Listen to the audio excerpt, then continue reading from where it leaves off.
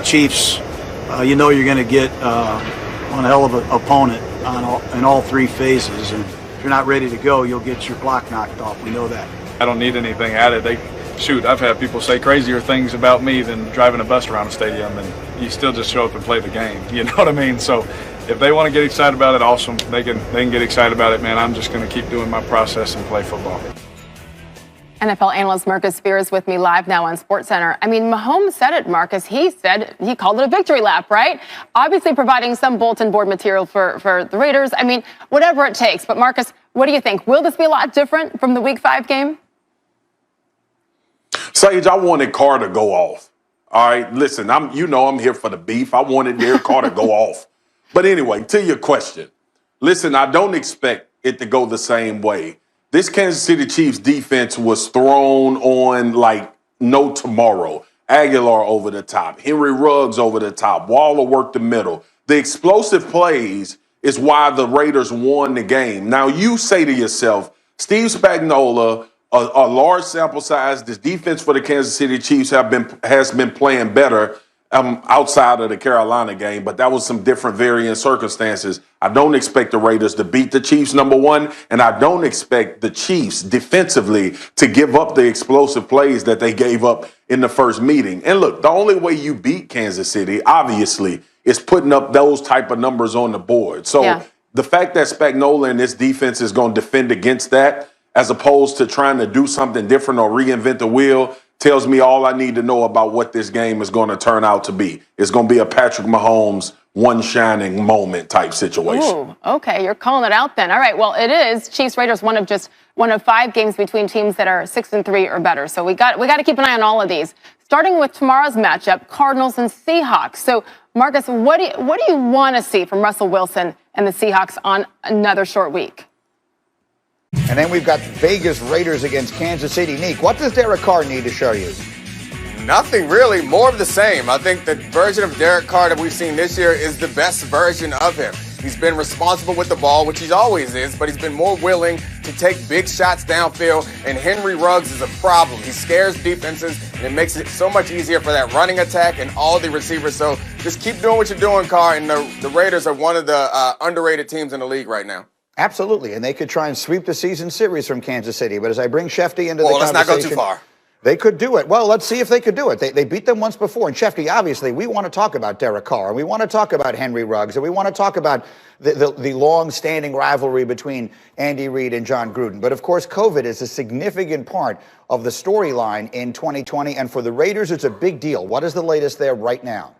11 Raiders on the reserve COVID-19 list right now. And again, this is part of the reason, Greeny, that the NFL has enacted 16-man practice squads this year so that teams can reach onto their practice squads and pull up players in the event they're needed, because there is a situation like there is with the Las Vegas Raiders right now. Again, you've got 11 players on that list. There were 7 players added to the list yesterday. But right now, the league says there is no change to the status of Sunday night's game. Remember, earlier this year, the NFL adjusted the schedule, moving a Sunday night game into the Sunday afternoon window, a Sunday afternoon game into the Sunday night window. League not even doing that right now. I think that they count on and expect the Raiders to be cleared in time to be able to play this game, but obviously until then, the precautions are being taken. All right, and so I was reading yesterday about new precautions that the NFL is taking overall in light of the rising case numbers around the country. Fill in those details. Well, essentially, the league, as of Saturday, will have every team in the intensive protocol program. And what that means, Greeny, is that all meetings now will be done virtually. Every person, player, coach will be required to wear a mask.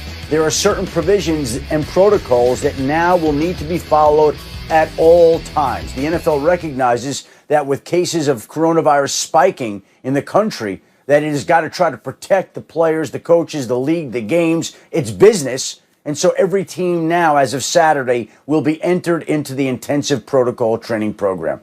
Woj with the latest. But go to ESPNplus.com/pay-per-view. Kyler Murray is absolutely a beast of Russell Wilson's creation. Gonna let it fly.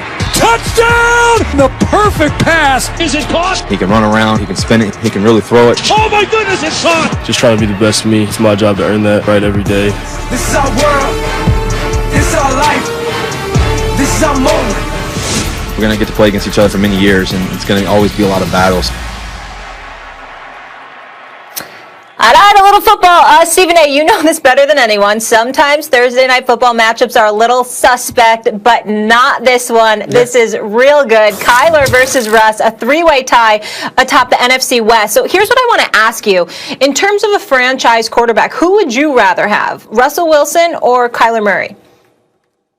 Well, I'm going to go with Russell Wilson. I mean, the proof's in the pudding. You know how big I am on resume. The other day we had a conversation about who's the most dangerous at this particular moment in time, and that was Kyler Murray. This is not that same question. You're talking about a franchise quarterback. Who would you rather have? And Russell Wilson is tried and proven. He's been to 2 Super Bowls. He's won a Super Bowl championship. If Pete Carroll didn't ask him and Darrell Bevel didn't ask him to throw that damn slant pattern to Tyler Lockett that got intercepted by Malcolm Butler, and instead of giving the ball a beast mode at the half-yard line, he'd have 2 rings instead of 1, and the Patriots would have 5 rings instead of 6. It's just that simple to me. When you look at his record right now, this man is 92-44-1 as a starting quarterback in the National Football League for the Seattle Seahawks. On many, many occasions, you know what, he was not that dude. In other words, it was the Legion of Boom, and the offense evolved around that and beast mode. And then Russell Wilson came into the fray and just showed you what he could bring to the table, so much so that the franchise was handed to him. The keys to the franchise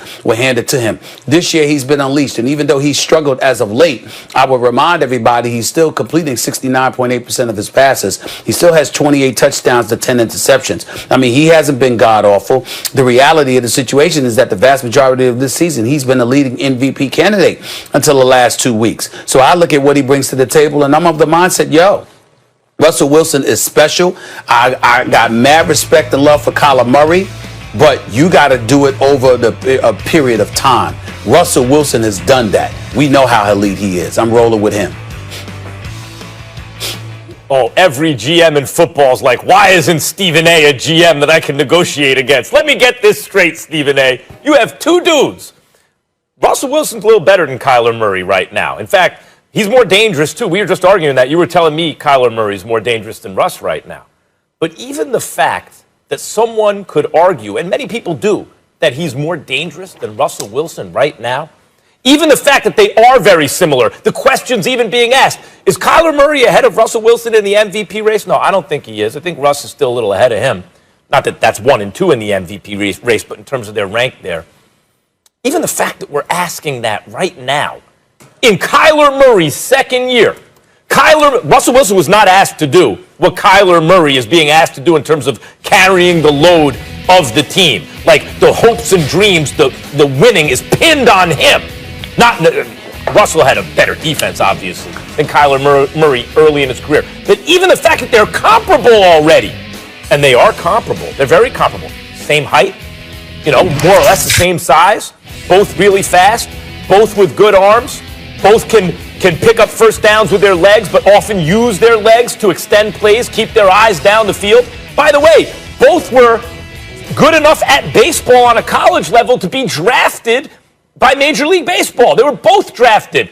Kyler Murray, I'll mention, was drafted in the first round by, I think it was Billy Beane and the A's. Like, they know what they're looking at, and they know the analytics and all that stuff. They thought he was a first-round pick. But they both still want to play baseball. There's so many similarities between these two. But one is almost 10 years younger than the other. 10 years. He's almost a decade younger. Who do I want for my franchise quarterback? Between 2 guys who are the best comps for each other?